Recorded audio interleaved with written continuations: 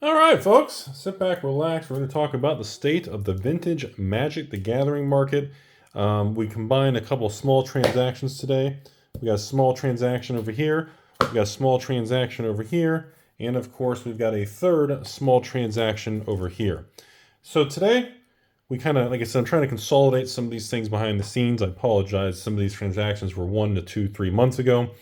All right, so let's get right into it. Sit back, relax, everybody. This is, I guess, could be almost a podcast style thing. First of all, markets overall for vintage cards and sealed product, old sealed product like this, it's not great. I'm not going to BS you guys. I'm not going to sugarcoat it. I still do not see anything positive happening. I do not see any easy money, catalysts, reserve list buyouts. I do not see anything major around the corner for these type of items. So let's start with this on the left here. So let's see what we got. So, of course, I'm always a big fan of when people have the banned cards, jihads, invoke the Ps, because a lot of stores won't touch them because the whole cultural thing. I love all the old cards equally. I don't care. I don't care about that 2020 when people lost their damn minds. All that stuff is stupid. I collect the old cards. So we got a nice jihad over here. Very nice over here. That's probably this particular card was the reason I did this. Usually I don't do really small transactions because of the time and the actual shipping and everything. But this particular card I am a big fan of. So pretty cool stuff. As far as this, we got some small stuff here from Legends. We have another Arabian Nights, Infamous Stone Throwing Devils, other banned sensitive card because the pink dudes they're throwing rocks at people. I'm not really sure. I'm not smart on history stuff. Cleanse, another banned card. Not as big of a deal in mainstream as like the Jihad, the Devils, and the Invoke the P, but I guess Cleanse is going to be some maybe religious or racist thing. I don't really know. Legends card from back in the day, and maybe because it's a white card that says black is destroyed. Who knows? Hey, isn't there a black card that says white? Aren't they balanced in Magic? Isn't there a red for blue for Elemental Blast and blue for red? Who cares? So another. This is kind of like a little banned card lock. And then last but not least, I love the artwork, but we got a stack of banned gypsies. So again, I always thought this was an absolutely beautiful piece of art. She is gorgeous. The horse looks beautiful and healthy. I'm jealous of that guy's mustache, and the trees in my backyard aren't that nice. So we got a stack of these. So essentially, you can see an individual over here had some banned cards from everything post to 2020. And I don't know if he had a hard time. I believe he tried to contact some big stores, and of course they freaked out on him. I don't really care. I said, hey, send them this way. We're not looking at some, a couple $100 here. We're not looking at big money for the most expensive card's going to be your Jihad over here. Moving forward, where do we stand and what's my opinion on these banned sensitive cards? Well, if you're looking to make quick tendies or anything like that, well, you're in the wrong playground, boys and girls, because these banned card sensitive things, like I told you guys, as the years march forward, 2 more years, 5 more years, 2025, 2030, no one is going to give two flying flips about the 2020 people lost their mind and Wizards had to disavow certain cards. The more years that go between us right now in 2020, as that gap, giggity, spreads larger, giggity, no one's going to care. And I'm telling you, 5, 10, 20 years from now, people are going to be like, what are you talking about? That is my personal opinion on things like that, especially on cards like the Gypsies or Imprison or the Stone Throwing. The Jihad, I can see, and like Invoke the P, those two seem to be the most sensitive out of all of them. But the rest of them, I don't think it matters much. And I don't ever recommend making investment or collecting decisions based on cultural trends, whether they're positive or negative. Never base financial decisions on the flavor of the month, news cycles, positivity or negativity. You must leave emotion out of conversations when you deal with collectibles and old cards, and you must make the decision of whether or not you want the card. Are you trying to complete it? See, these two for me are my favorite because, again, these are Arabian Nights. Arabian Nights set collecting is my number one thing. It's a small set. It's Magic's first expansion, and it is by far the most special expansion set to me, followed by, of course, Antiquities, which there's none right here, and then, of course, Legends cards, which is a very large, complicated set with all kinds of hidden crap in it. Again, Gypsies are from Legends also over there. So, big fan. Appreciate the gentleman from selling these to me and everything, and it was a great transaction, but overall, I stand by the concept of do not make decisions thinking about trying to quick flipping.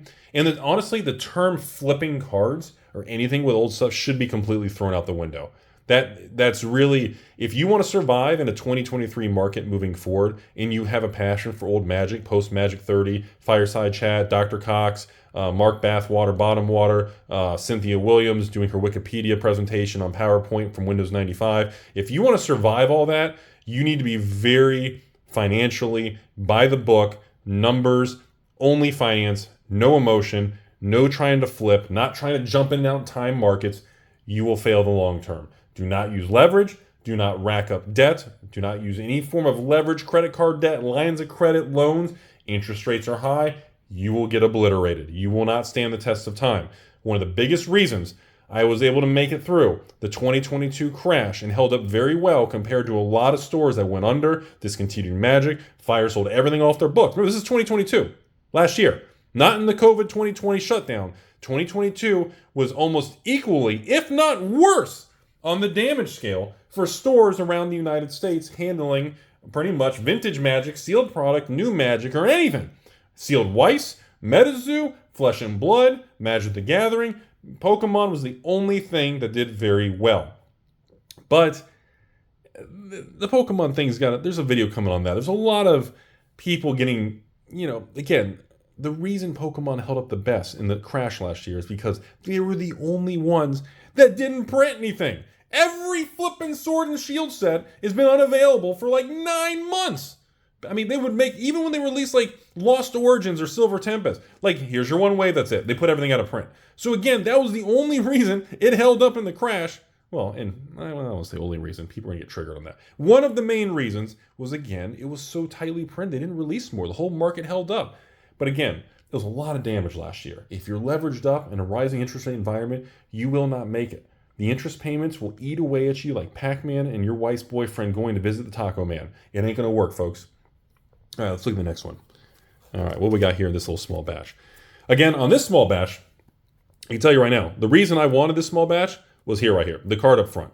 Even if it's in good condition and wear and tear, the reason I wanted this was straight up the Stasis card. The Stasis card was really what sold me on this.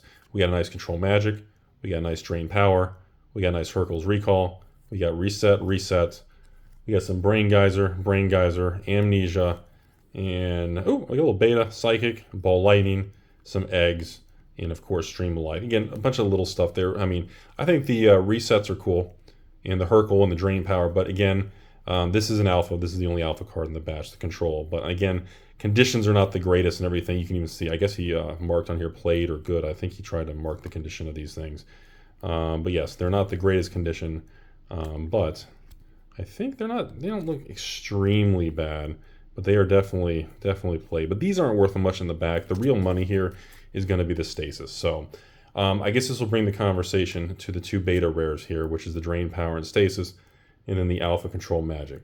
Again, the real money in this particular batch is going to be Alpha Beta rares. So when we go into the Alpha Beta rare cards, well, simply put, Beta rares are nowhere near the price of Alpha. Alpha rares are nowhere near their highs. From about a year ago, the prices have dropped substantially and not recovered since. And even these Legends cards, like the Excellent Condition Legends and some of the revised Brain Geysers, like a lot of these type of cards, they are like Revised got clobbered, everybody. And Revised is usually a good barometer of the overall condition. Actually, is this card actually, that corner actually looks completely bent. I can't see, is that a bent corner? And like I said, Revised never actually recovered at all. Revised stopped going down, but the fact that it took such a nasty hit, man, Revised was just brutally wrecked. But at the same time, like a lot of people said, Revised also really went up a lot, and it's a good barometer to how the market as a whole is doing.